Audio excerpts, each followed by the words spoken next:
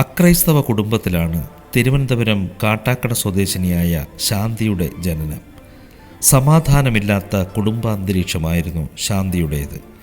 ക്രിസ്ത്യാനികളുടെ ഏതെങ്കിലും പുസ്തകങ്ങൾ വീട്ടിലുണ്ടെങ്കിൽ അത് നശിപ്പിക്കുന്ന പിതാവ്. അങ്ങനെ ആത്മഹത്യയെക്കുറിച്ച് പോലും ചിന്തിച്ച പല നാളുകൾ. ഒന്നിനു പുറകെ ഒന്നായി ആഞ്ഞടിച്ച പ്രതികൂലങ്ങളും രോഗങ്ങളും.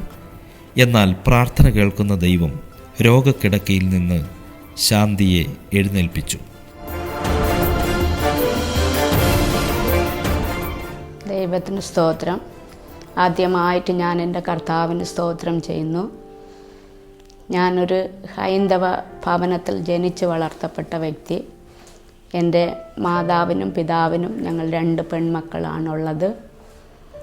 എൻ്റെ പിതാവ് മദ്യപാനിയും അതേപോലെ തന്നെ ഒരു മന്ത്രവാദിയായ മനുഷ്യനായിരുന്നു. ഞങ്ങളുടെ കുഞ്ഞുനാൾ മുതലേ ഞങ്ങൾ കാണുന്ന കാഴ്ച എന്ന് പറഞ്ഞാൽ, എൻ്റെ പിതാവ് മന്ത്രവാദത്തിന് പോയി കയ്യിൽ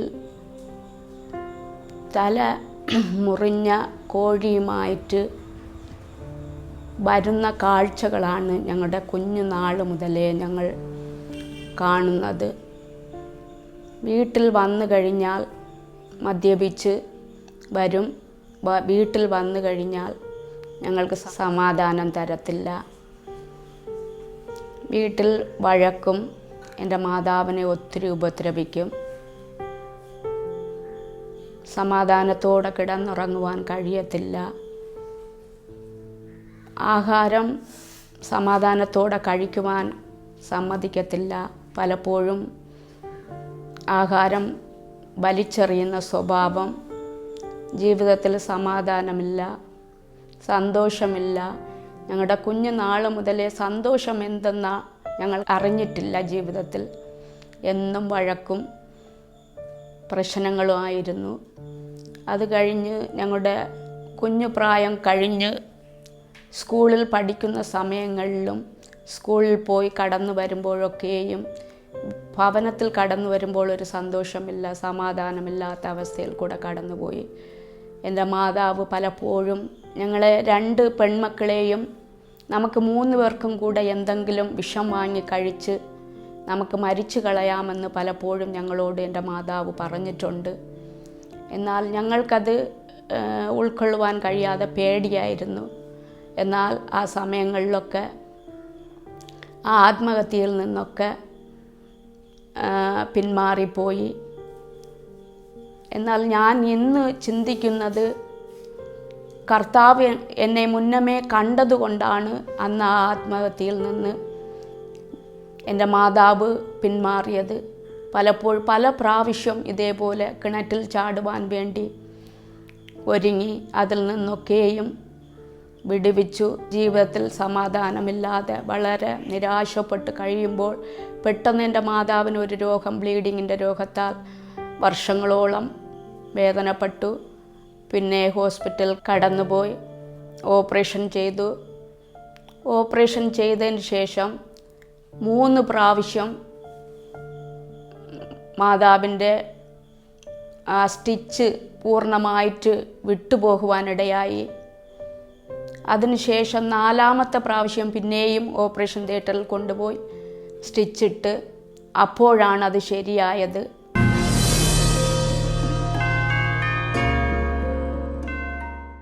എന്നാൽ ഇതിൻ്റെ നടുവിൽ ഞങ്ങളുടെ ബന്ധുമിത്രാദികൾ, ഞങ്ങളുടെ പ്രിയപ്പെട്ടവരൊക്കെയും പല ദൈവങ്ങൾക്ക് നേർച്ചകൾ അർപ്പിച്ചു, പൊങ്കാലയിട്ടു. എല്ലാ ദേവീദേവന്മാരെയും ഞങ്ങൾ വിളിച്ചപേക്ഷിച്ചു. ആർക്കും സൗഖ്യം തരുവാൻ കഴിഞ്ഞില്ല.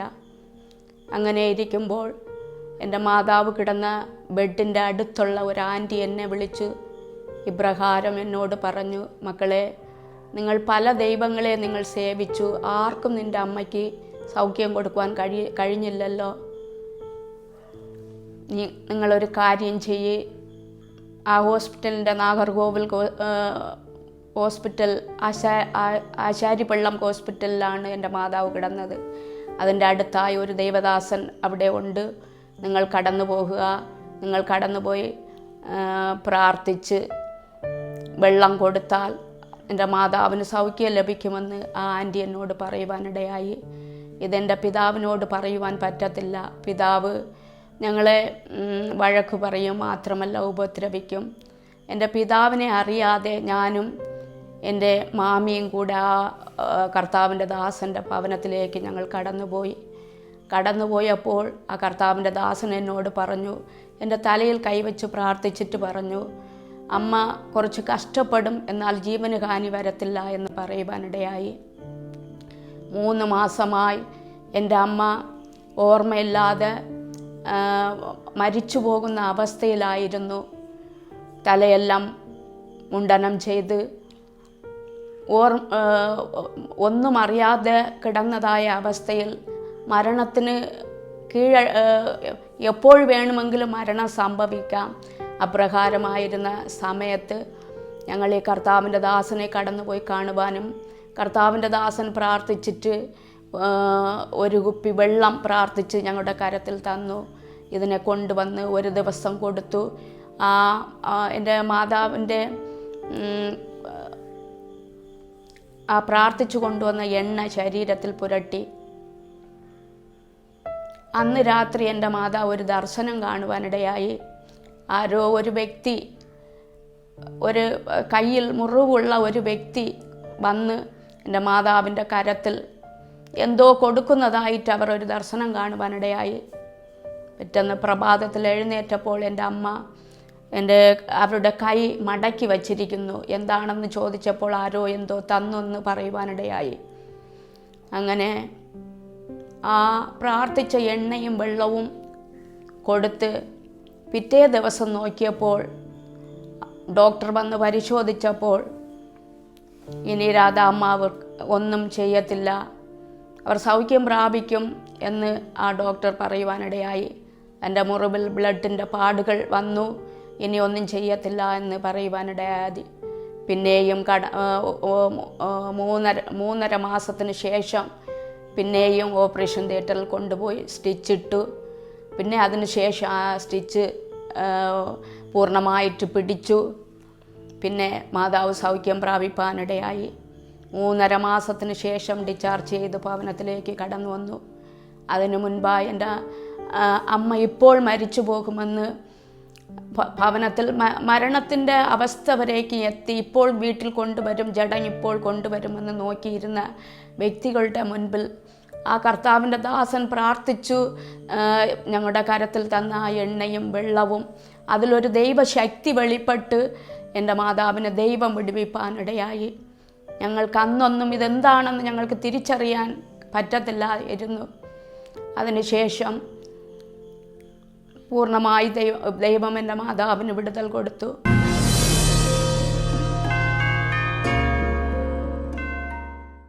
അതിനുശേഷം ഞങ്ങളുടെ വിദ്യാഭ്യാസ കാലങ്ങളിലൊക്കെ ജീവിതത്തിൽ സമാധാനമില്ലാതെ പലപ്പോഴും ആത്മഹത്യ ചെയ്ത് മരിച്ചു കളയാമെന്ന് ഞങ്ങൾ ചിന്തിച്ചു. അങ്ങനെ ഇരിക്കുമ്പോൾ ഞങ്ങളുടെ ഭവനത്തിൻ്റെ തൊട്ടടുത്തുള്ള ഒരു ആൻറ്റി എൻ്റെ മാതാവിനോട് പറഞ്ഞു, നിങ്ങൾ ഇത്രയും കാലം നിങ്ങൾ പല ദൈവങ്ങളെയും നിങ്ങൾ സേവിച്ചു, നിങ്ങളുടെ ജീവിതത്തിൽ സമാധാനമില്ല. നിങ്ങളൊരു കാര്യം ചെയ്യ്, നിങ്ങൾ ഒരു പള്ളിയിൽ കടന്നുപോയി യേശുവിനെ ആരാധിക്കുക. യേശു രക്ഷിക്കുന്ന ദൈവം, യേശു വിടുവിക്കുന്ന ദൈവം, യേശു സൗഖ്യമാക്കുന്ന ദൈവം, യേശു സമാധാനം തരുന്ന ദൈവമെന്ന് അവർ പറയുവാനിടയായി. അവർ പറഞ്ഞിട്ടൊരു ബൈബിൾ കൊടുത്തു എൻ്റെ മാതാവിന്, നിങ്ങളിത് വായിക്കുക, ദൈവം ഇതിൽ കൂടെ നിങ്ങൾക്ക് സമാധാനം തരുമെന്നൊക്കെ പറയുവാനിടയായി.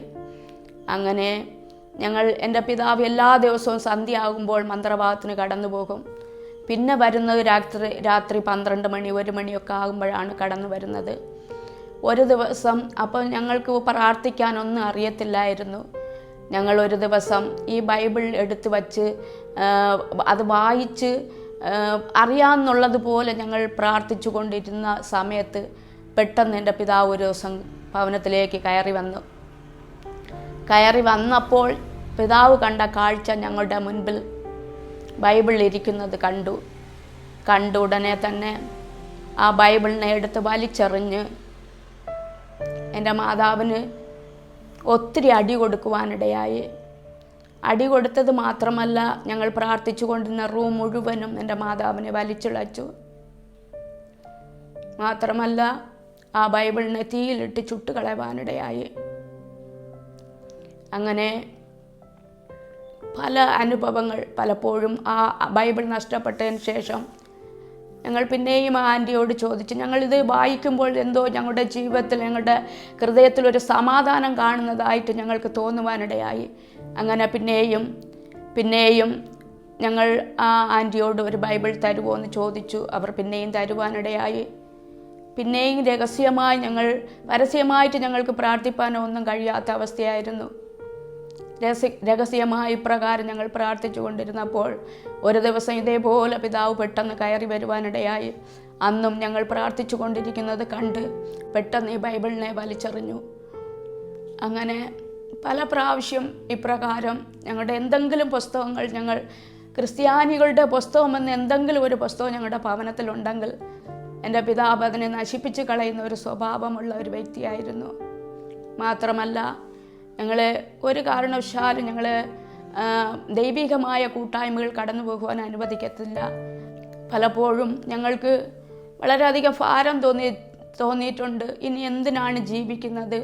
ജീവിതത്തിൽ സമാധാനമില്ലല്ലോ, എങ്ങനെയെങ്കിലും ജീവനെ നഷ്ടപ്പെടുത്തി കളയാമെന്ന് പലപ്പോഴും ചിന്തിച്ച് കരുതിയ ദിവസങ്ങളൊക്കെ ഞങ്ങളുടെ ജീവിതത്തിലുണ്ടായിരുന്നു. എന്ത് ചെയ്യണമെന്നോ അറിയാതെ ഇരുന്ന സമയത്ത് പെട്ടെന്ന് എൻ്റെ പിതാവ് ആത്മഹത്യ ചെയ്ത് ലോകത്തിൽ നിന്ന് മാറ്റപ്പെടുവാനിടയായി. അതിനുശേഷം എൻ്റെ വിവാഹം കഴിഞ്ഞു. ഞങ്ങളുടെ ഭവനത്തിൽ കടന്നു വന്നു. അവിടെയും അവർ ദൈവികമായിട്ടുള്ള വിഗ്രഹങ്ങളെ സേവിക്കുന്നവരായിരുന്നു. യേശുവിനെ പിന്നെ അത് ആരാധിപ്പാനോ പ്രാർത്ഥിപ്പാനോ ഒന്നും കഴിയാത്ത അവസ്ഥയിൽ കൂടെ കടന്നുപോയി. അങ്ങനെ ഇരിക്കുമ്പോൾ പെട്ടെന്ന് പലപ്പോഴും എൻ്റെ ഹസ്ബൻഡ് പറയുമായിരുന്നു, നീ രക്ഷിക്കപ്പെടണം, യേശു നമ്മെ സ്നേഹിക്കുന്നു, യേശു സമാധാനം തരും എന്നൊക്കെയും പറഞ്ഞാലും എനിക്കത് ഉൾക്കൊള്ളുവാൻ എനിക്ക് മനസ്സില്ലാതെയിരുന്നു. അങ്ങനെ എൻ്റെ വിവാഹം കഴിഞ്ഞു. എൻ്റെ ഹസ്ബൻഡിൻ്റെ ഭവനത്തിലും അവരും ഹൈന്ദവ ആചാരപ്രകാരം ജീവിക്കുന്ന വ്യക്തികളായിരുന്നു. ഞാൻ കണ്ട യേശുവിനെ എനിക്ക് പൂർണ്ണമായിട്ട് വിശ്വസിക്കാനോ ഒന്നും കഴിയാത്ത അവസ്ഥയിൽ കൂടെ കടന്നുപോയി. ഇവിടെ കടന്നു വന്നു. ഇവിടെയും കഷ്ടതകളും പ്രതികൂലങ്ങളും ജീവിതത്തിൽ ഒന്നിനു പുറകെ ഒന്നായി കടന്നു വന്നു. ഒരു സമാധാനം ഇവിടെയും ലഭിക്കാതെ വന്നപ്പോൾ എൻ്റെ ഹസ്ബൻഡാണ് ആദ്യം രക്ഷയിലേക്ക് കടന്നു വന്നത്. അദ്ദേഹം പലപ്പോഴും എന്നോട് പറയും, നീ രക്ഷിക്കപ്പെടണം, യേശു നമ്മെ അനുഗ്രഹിക്കും, യേശു നമുക്ക് സൗഖ്യം തരും എന്നൊക്കെ പറഞ്ഞാലും എനിക്കത് പൂർണ്ണമായിട്ട് ഉൾക്കൊള്ളുവാൻ മനസ്സില്ലാതെ ഇരുന്നു. എൻ്റെ ജീവിതത്തിൻ്റെ എൻ്റെ കുഞ്ഞുനാൾ മുതൽ എനിക്ക് പിച്ചിപ്പൂവിനോടൊക്കെ ഭയങ്കര ഇഷ്ടമായിരുന്നു. അപ്രകാരമുള്ള ലോക ആഡംബരമായ രീതിയിൽ ജീവിക്കുന്നത് എൻ്റെ ജീവിതത്തിലെ ഒരു ശൈലിയായിരുന്നു. അപ്പം അതുകൊണ്ട് എനിക്ക് സ്നാനപ്പെടാനൊന്നും ഇഷ്ടമില്ലായിരുന്നു. പലപ്പോഴും എൻ്റെ ഹസ്ബൻഡിനെ എന്നോട് പറയുമായിരുന്നു, യേശുവിൽ കൂടെ രക്ഷയുണ്ട്, യേശുവാണ് രക്ഷിക്കുന്ന ദൈവം, വിടിവിക്കുന്ന ദൈവം, രോഗസൗഖ്യം തരുന്ന ദൈവം, സമാധാനം തരുന്ന ദൈവം എന്നൊക്കെ പറഞ്ഞിട്ടും എനിക്കത് അംഗീകരിക്കാൻ മനസ്സില്ലാതെയിരുന്നു. പെട്ടെന്ന് അങ്ങനെ ഇരിക്കുമ്പോൾ നമ്മുടെ ജീവിതത്തിൽ എൻ്റെ ജീവിതത്തിൽ എൻ്റെ ബ്രസ്റ്റിലൊരു മുഴ വരുവാനിടയായി. അത് അങ്ങനെ ഇരുന്നപ്പോൾ എൻ്റെ മനസ്സിനുള്ളിൽ ഞാൻ വളരെ വേദനയോട് ആയിരുന്ന സമയത്ത് പെട്ടെന്ന് ഹോസ്പിറ്റലിൽ കൊണ്ടുപോയി ടെസ്റ്റ് ചെയ്തു. അത് ടെസ്റ്റ് ചെയ്തപ്പോൾ പല ചെക്കപ്പുകളും ചെയ്തു. അപ്പോഴാണ് അവർ പറഞ്ഞത് ക്യാൻസറാണ്, ഇത് റിമൂവ് ചെയ്യണം എന്നൊക്കെ പറഞ്ഞു. അങ്ങനെ വരുന്ന സമയത്ത് മെഡിക്കൽ കോളേജിൻ്റെ അടുത്ത് വച്ച് ഞാൻ വരുന്ന വഴിയിൽ തന്നെ ഞാൻ ഒരു മരത്തിൻ്റെ തണലിൽ നിന്നുകൊണ്ട് ഞാൻ എൻ്റെ 2 കരങ്ങളെയും സ്വർഗത്തിലേക്ക് ഉയർത്തി ഞാൻ ദൈവത്തോട് പ്രാർത്ഥിച്ചു, കർത്താവേ, ജീവിക്കുന്ന ദൈവം അങ്ങാണെന്ന് എങ്കിൽ, എൻ്റെ ഭർത്താവ് സേവിക്കുന്ന ദൈവം യേശു കർത്താവാണെങ്കിൽ നീ എന്നെ സൗഖ്യമാക്കിയാൽ ഞാൻ എൻ്റെ ജീവകാലം മുഴുവനും അങ്ങേക്ക് വേണ്ടി ജീവിക്കുമെന്ന് ഞാൻ ദൈവസന്നിധിയിൽ ഒരു തീർമാനമെടുത്ത് ദൈവത്തോട് പ്രാർത്ഥിച്ചു. ഞാൻ രക്ഷിക്കപ്പെട്ട് സ്നാനപ്പെട്ട് ഒരു ദൈവ പൈതലായി ജീവിക്കുമെന്ന് പറഞ്ഞ് ഞാൻ ദൈവത്തോട് തീർമാനമെടുത്ത് ഭവനത്തിൽ കടന്നു വന്നു. പിന്നെയും പ്രാർത്ഥിച്ച് അങ്ങനെ ഇരിക്കുമ്പോൾ ഞങ്ങൾക്ക് സ്നാനപ്പെടുവാൻ ദൈവം ഒരവസരം തന്നു. ഞാൻ സ്നാനപ്പെട്ട് എന്നാണ് ഞാൻ കർത്താവിനെ പൂർണ്ണമായി എൻ്റെ രക്ഷിതാവായി എൻ്റെ ജീവിതത്തിൽ ഞാൻ സ്വീകരിച്ച് ഞാൻ കർത്താവിനെ ജലത്തിൽ സാക്ഷീകരിച്ച് ആ വെള്ളത്തിൽ നിന്ന് കയറിയ സമയത്ത് ഞാൻ തപ്പി നോക്കിയപ്പോൾ ആ മുഴ എൻ്റെ ശരീരത്തിലില്ല. ഇന്നേക്ക് 30 വർഷമായിട്ട് ഞങ്ങൾ കർത്താവിൻ്റെ വേലയുടെ ഭാഗത്തായിരിക്കുന്നു. അന്ന് മുതൽ ഇന്ന് വരെയിലും ആ രോഗം എന്നെ അതിനുശേഷം ഇന്ന് വരെയിലും എൻ്റെ ജീവിതത്തിൽ എൻ്റെ ശരീരത്തിൽ അങ്ങനെ ഒരു രോഗം കടന്നു വന്നില്ല. കടന്നുപോയി ചെക്കപ്പ് ചെയ്തു, മറ്റ് ഏതൊരു രോഗവുമില്ല എന്ന് ഡോക്ടർമാർ വിധി എഴുതി.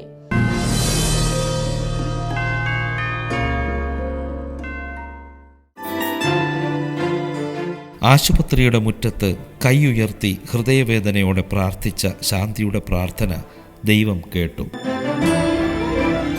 ദൈവം എന്നെ സൗഖ്യമാക്കിയ ദൈവം, എന്നെ വിടുവിച്ച ദൈവം, എൻ്റെ ജീവിതത്തിൽ സമാധാനം തന്ന യേശു കർത്താവ് പറയുന്നു, ലോകം തരുന്ന സമാധാനമല്ല ഞാൻ നിങ്ങൾക്ക് തരുന്ന സമാധാനമെന്ന് യേശു കർത്താവ് പറയുന്ന ആ സമാധാനം, എൻ്റെ പിതാവ് എൻ്റെ ഭവനത്തിൽ നിന്ന് ലഭിക്കാത്ത ആ സമാധാനം എൻ്റെ യേശു എൻ്റെ ജീവിതത്തിൽ തന്നു. അതിനുശേഷം സ്നാനപ്പെട്ട് ഞങ്ങൾ കർത്താവിൻ്റെ വേലയിൽ കടന്നു വന്നു. പല പ്രതികൂലങ്ങൾ ഒന്നിനു പുറകെ ഒന്നായി ആഞ്ഞടിച്ചു. പിന്നെയും ഞാൻ രോഗിയായി. എൻ്റെ തലയ്ക്കുള്ളിൽ ഒരു രോഗമുണ്ടായി. ഞാൻ കുനിയുമ്പോൾ എൻ്റെ മൂക്കിൽ നിന്ന് വെള്ളം താഴെ വീഴും. അങ്ങനെയുള്ള ഒരു രോഗം വന്നു. അങ്ങനെ ഡോക്ടറെ കൊണ്ട് കാണിച്ചു. മാർത്താണ്ഡപിള്ള ഡോക്ടർ, മെഡിക്കൽ കോളേജിലെ മാർത്താണ്ഡപിള്ള ഡോക്ടറെ കാണിച്ചു. അദ്ദേഹം 2 ആഴ്ച ഗുളിക കഴിക്കാൻ പറഞ്ഞു. ഒരു കുറവുമില്ല. പിന്നെയും 1 മാസം ഗുളിക കഴിച്ചു. അതിൻ്റെ ഇടയിൽ ഞാൻ പൂർണ്ണമായി ബോധരഹിതയായി. എനിക്കൊന്നും അറിയാതെ ഞാൻ 3 മാസത്തോളം ഞാൻ കിടന്നു.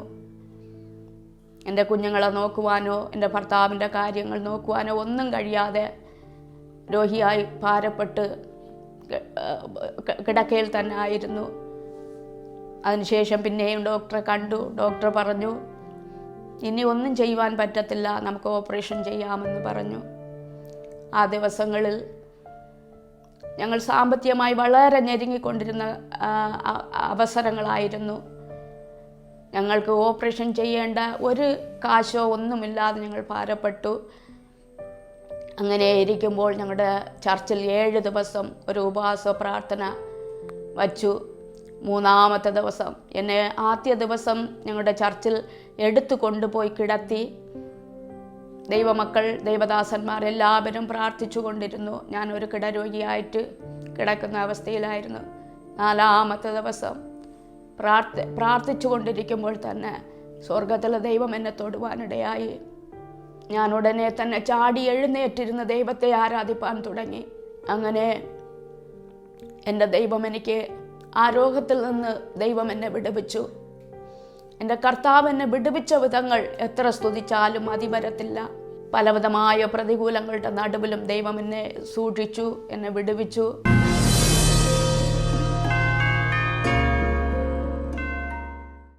യേശുവിനെ എൻ്റെ ജീവിതത്തിൽ രക്ഷിതാവായി സ്വീകരിച്ച നാൾ മുതൽ എൻ്റെ ജീവിതത്തിൽ കടന്നു വന്ന എല്ലാ പ്രതികൂലങ്ങളെയും തരണം ചെയ്യുവാനുള്ള ഒരു അഭിഷേകം ദൈവം എന്നിൽ പകർന്നു. കഷ്ടതയുടെ നടുവിലും പ്രതികൂലങ്ങളുടെ നടുവിലും കർത്താവ് ഞങ്ങളെ നടത്തുന്നു. ഞങ്ങൾക്ക് 2 കുഞ്ഞുങ്ങളെ ദൈവം തന്നു. സന്തോഷമുള്ള സമാധാനമുള്ള ഒരു കുടുംബജീവിതം സ്വർഗത്തിലെ ദൈവം ഞങ്ങൾക്ക് നൽകി. സന്തോഷമായി ഞങ്ങൾ ജീവിക്കുന്നു. ഞങ്ങളുടെ സ്വന്തം ദേശത്താണ് ഞങ്ങൾ കർത്താവിൻ്റെ വേലയുടെ ഭാഗത്തായിരിക്കുന്നത്. കൃപയാൽ ദൈവം ഞങ്ങളെ ഇന്നയോളം നടത്തി അനേകർക്ക് ആശ്വാസമാക്കി ദൈവം ഞങ്ങളെ ഉപയോഗിക്കുന്നു. ഞങ്ങളുടെ അനുഭവം കേൾക്കുന്ന ആരെങ്കിലും വേദനയോട് സമാധാനമില്ലാതെ രോഗികളായി എവിടെ പോയി എങ്ങനെ സൗഖ്യം ലഭിക്കുമെന്ന് ആരെങ്കിലും വേദനയോടായിരിക്കുന്നുവെങ്കിൽ ഞങ്ങൾ കണ്ട യേശു നിങ്ങളെ സൗഖ്യമാക്കും. നിങ്ങൾ ആ യേശുവിൽ വിശ്വസിച്ചാൽ ആ കർത്താവ് നിങ്ങൾക്ക് സൗഖ്യം തരും. ആ യേശു ഞങ്ങൾക്ക് തന്ന സമാധാനം നിങ്ങൾക്കും തരും. അവൻ എന്നോട് പറ്റിയിരിക്കയാൽ ഞാൻ അവനെ വിടുവിക്കും. അവൻ എൻ്റെ നാമത്തെ അറിയിയാൽ ഞാൻ അവനെ ഉയർത്തുമെന്ന്. അവൻ എന്നെ വിളിച്ചപേക്ഷിക്കും, ഞാൻ അവന് ഉത്തരമരുളും. ദീർഘായുസ്സ് കൊണ്ട് ഞാൻ അവന് തൃപ്തി വരുത്തുമെന്ന് പറഞ്ഞ കർത്താവ് നമ്മുടെ ജീവിതത്തിൽ കഷ്ടത വരുമ്പോൾ, പ്രതികൂലം കടന്നു വരുമ്പോൾ നാം ആ കർത്താവിനോട് പറ്റിയിരിക്കുമെങ്കിൽ ദൈവം നമ്മെ വിടുവിപ്പാനിടയാകും. നാം നമ്മുടെ കഷ്ടകാലത്ത് നാം ദൈവത്തോട് നിലവിളിക്കുമെങ്കിൽ ആ കർത്താവ് നമ്മെ വിടുവിപ്പാനിടയാകും. പ്രിയ ദൈവമക്കളെ, നിങ്ങളുടെയും ജീവിതത്തിൽ ആരെങ്കിലും, എൻ്റെ അനുഭവം കേട്ട ആരെങ്കിലും ഈ കഷ്ടതയിൽ എന്തെങ്കിലും നിങ്ങളുടെ ജീവിതത്തിൽ കഷ്ടതകൾ കൂടെയോ പ്രതികൂലങ്ങൾ കൂടെയോ രോഗങ്ങൾ കൂടെയോ സാമ്പത്തിക തകർച്ചകൾ കൂടെയോ കടന്നു പോകുന്നുവെങ്കിൽ ഞങ്ങളെ വിടുവിച്ച കർത്താവ് അവൻ എന്നോട് പറ്റിയിരിക്കാൽ ഞാൻ അവനെ വിടുവിക്കും, അവൻ എൻ്റെ നാമത്തെ അറിയിയാൽ ഞാൻ അവനെ ഉയർത്തുമെന്ന് അരുളി ചെയ്ത കർത്താവ് നിങ്ങളെയും ഉയർത്തുവാനിടയാകും. ആ കർത്താവിനോട് പറ്റിച്ചേർന്ന് ആ കർത്താവിനോട് ചേർന്ന് വസിക്കുമെങ്കിൽ തീർച്ചയായിട്ടും ദൈവം നമ്മെ വിടുവിപ്പാനിടയാകും.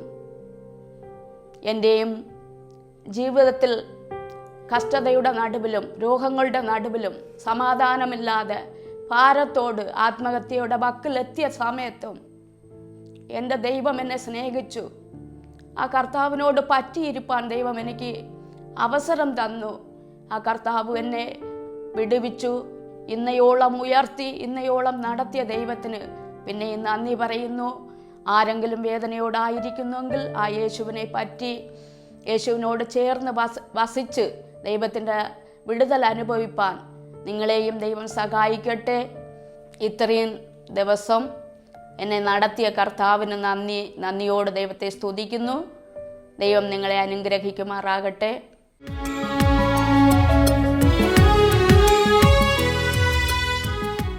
ദൈവം നടത്തിയ വഴികളെ ഓർക്കുമ്പോൾ ശാന്തിയുടെ കണ്ണുകൾ നിറയുകയാണ്. ഇന്ന് സമാധാനമുള്ള കുടുംബജീവിതം നയിക്കുന്ന ശാന്തിയുടെ ഹൃദയത്തിൽ ശാന്തമായി അനുഭവിച്ചറിയുന്ന ദൈവിക സമാധാനമാണ്.